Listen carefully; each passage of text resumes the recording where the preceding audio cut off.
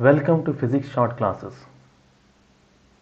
In this lecture series, we are going to discuss about some of the concepts in physics in detail. The first, we are going to discuss about physical world. Here, in this video, we are going to discuss about the meaning of physics, the scope of the physics, and also the interrelationship between physics, technology and society. Let us start.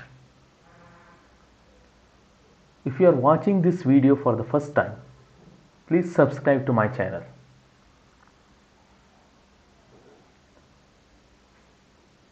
Students, do you know that the science has origin from the Latin word scientia, which means to know.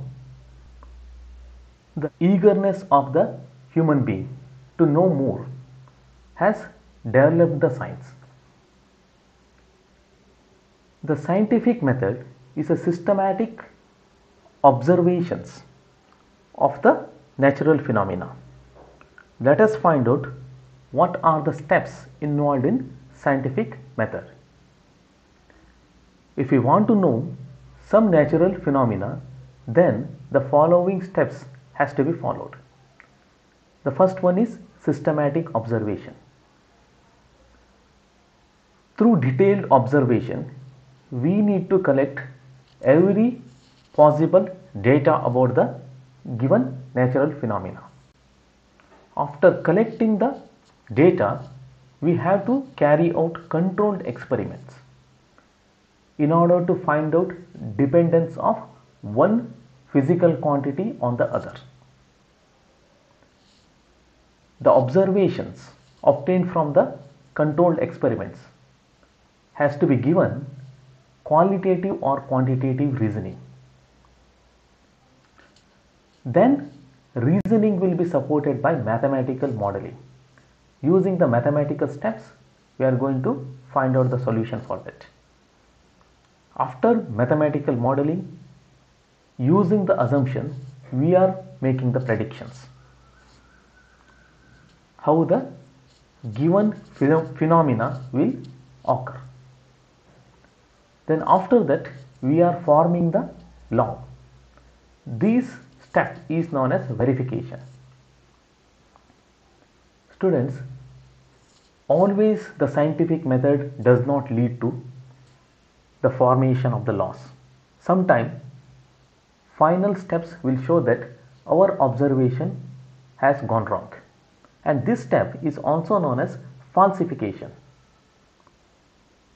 When a law is not formed or the mathematics does not support the natural phenomena, then we have to carry out the scientific method once again from the beginning.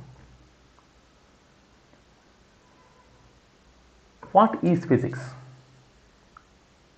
Students, don't you think that it is little bit harsh to define physics in one sentence? Because millions of prominent men and women has worked throughout their lives to develop the physics for more than 1000 years. If we need to mention everything in one sentence, it will not be fair, but still we are going to do that.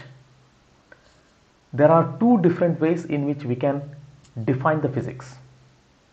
The first is, physics is a study of basic laws of nature and their application to understand different natural phenomena. Physics is a word which has the origin from the Greek, which states that physics means the nature. It is the study of nature. In physics, we are going to study every phenomena that occur in nature.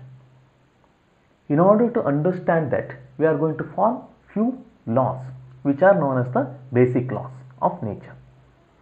And using those laws, we try to understand different natural phenomena. And other method is physics is the study of matter, energy and interrelationship between them.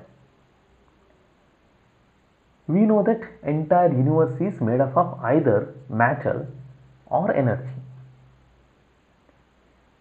After Einstein has proposed theory of relativity, matter and energy are related to each other. And hence, the physics will be a study of matter, energy and how they are related with each other. That means we are discussing about the entire universe.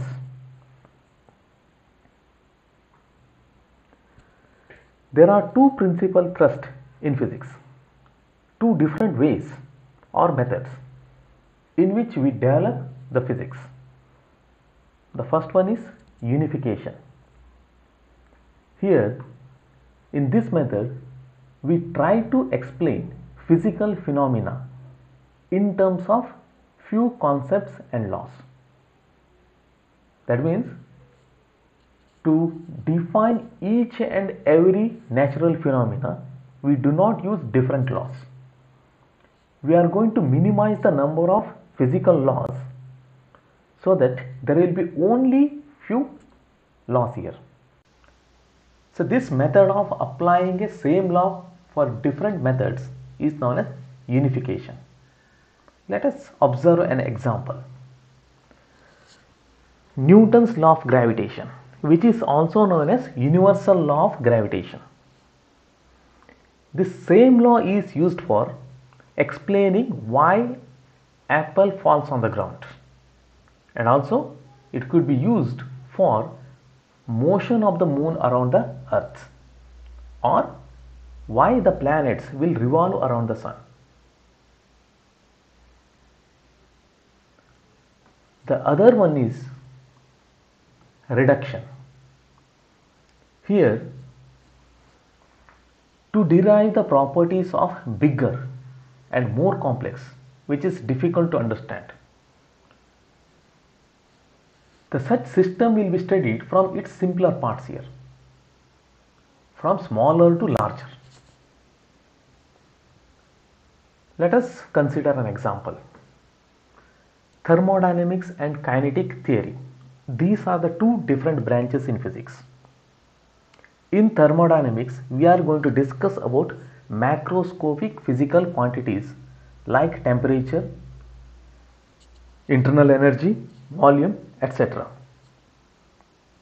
Whereas in kinetic theory, we are going to discuss about the microscopic quantities like the kinetic energy of the molecules.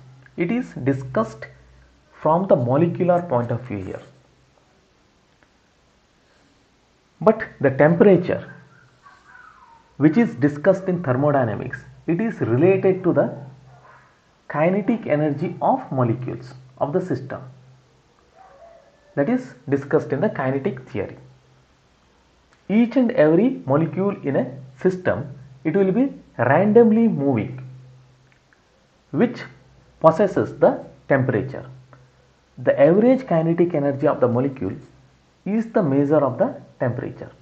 As you supply the energy, the randomness, these randomly moving molecules will start to move even faster, increasing the temperature.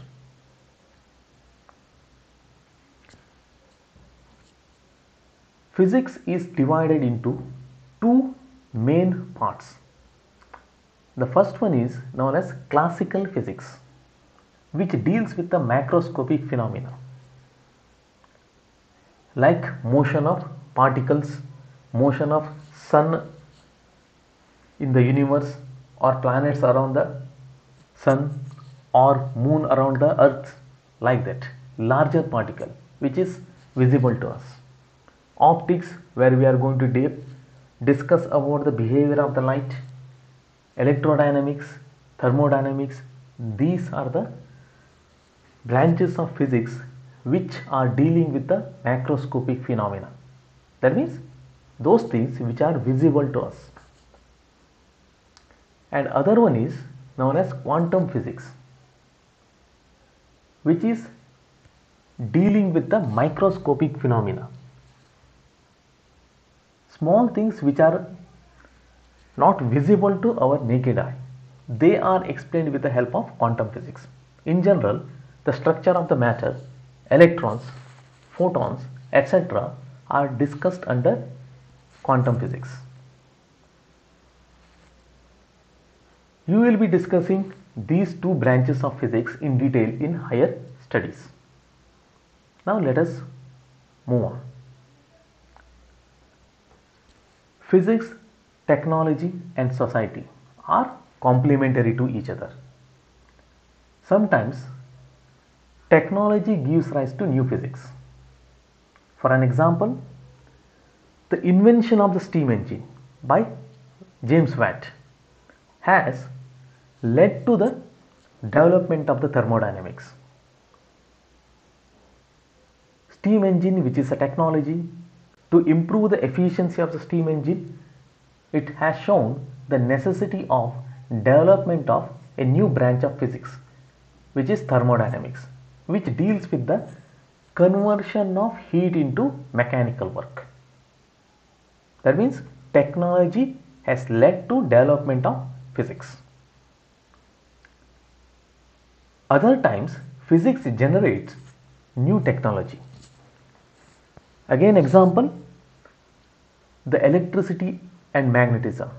The theories which have been developed in electricity and magnetism and which combined the two and show the existence of the electromagnetic waves, which is a branch of physics, has led to invention of wireless communication, which is technology, the one we are using now.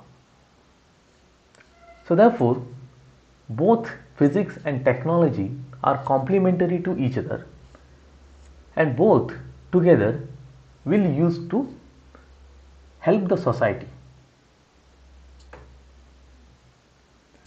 So thank you for watching the video. Subscribe the channel to watch more videos.